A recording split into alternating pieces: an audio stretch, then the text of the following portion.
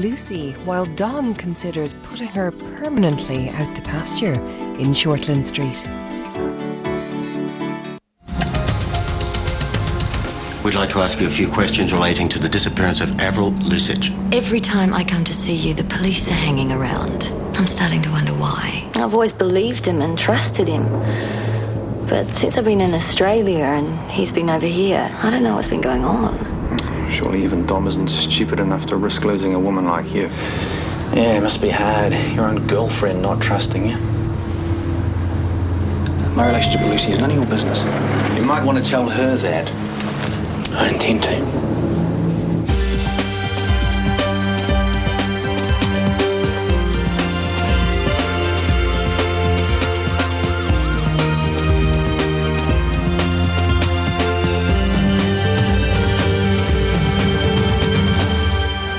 This is exactly what I said would happen if we didn't get a new blood gas analyzer. But would Nick listen? With this guy? I better listen now. Not having that machine nearly cost him his life. Next time... Well, there better not be one. There won't be one. That was the lab on the phone. Mr. Gregg's results. And his wife's arrived. Chronic hypercapnia as well as metabolic acidosis. No wonder he went downhill so quickly. And none of this needed happen. If we'd had his results earlier... Transfer Mr. Gregg to HDU and show his wife up. Sure. I've got business to take care of. Letting the new CEO cark, it would have gone against the Hippocratic Oath, I guess, eh? This is 1,000,000 miles away from being funny, Nick.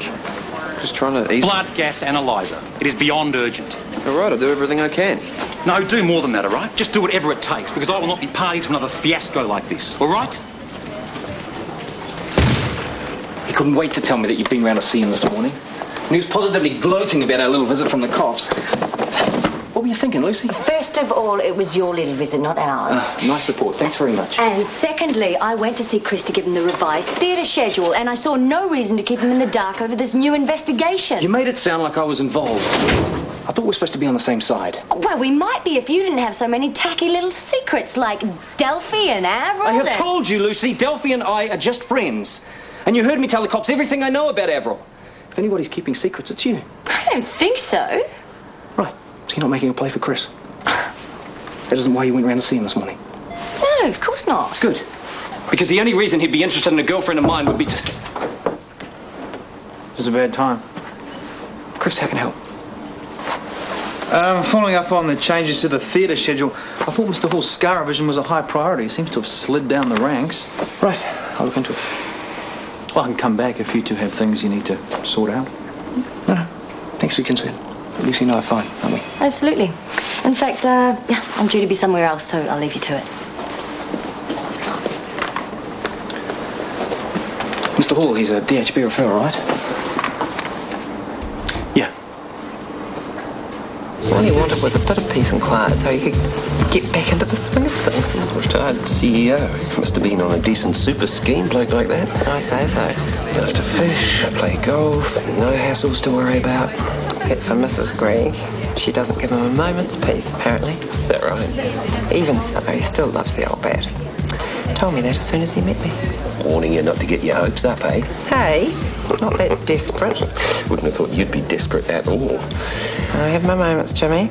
Between you and me, I'm not great at being alone.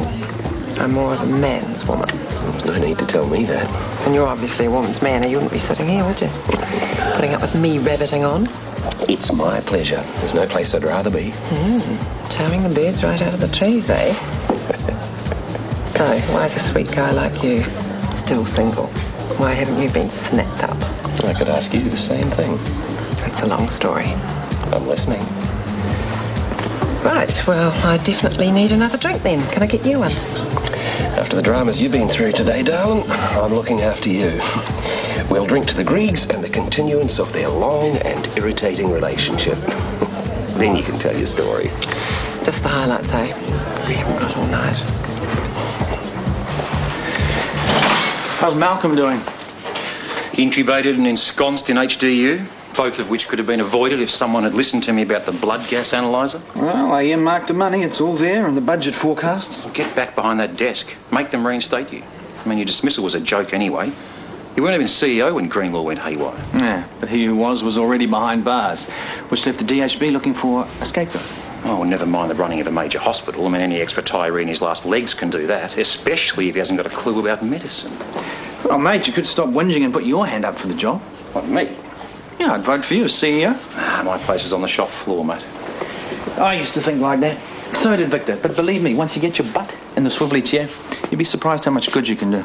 You reckon? Yeah, and think about this. If doctors aren't willing to move into management, then the number crunchers will really take over. There'll be an army of Nick Harrisons running the health sector. Now, that is low, Warner. That is emotional blackmail. Yeah, well, there's more. If you took the job, you'd be heading home before 7 every night. You'd actually have a family life. Yikes. Kids wouldn't know what hit them. Bianca Fordham's here to see you. Oh, right. Last consult of the day.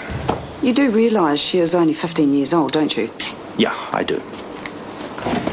Bianca, you signed a form saying you want liposuction on your thighs. Is that right? Of course it is. I signed it, didn't I? Then I'm afraid we have a problem. A few problems, actually. Like what? Well, to start with, you're only 15 years old and you're extremely slender. Fat removal would be inappropriate, to say the least. You're aware that's what she's asking for, aren't you? But that's what you want. Well, I'm afraid there's a lot more to this than just giving Bianca what she wants, Mrs. Fordham. Why? We can afford it. Charge us what you like. It's not about money. So what is it about? I don't think you realise what is involved.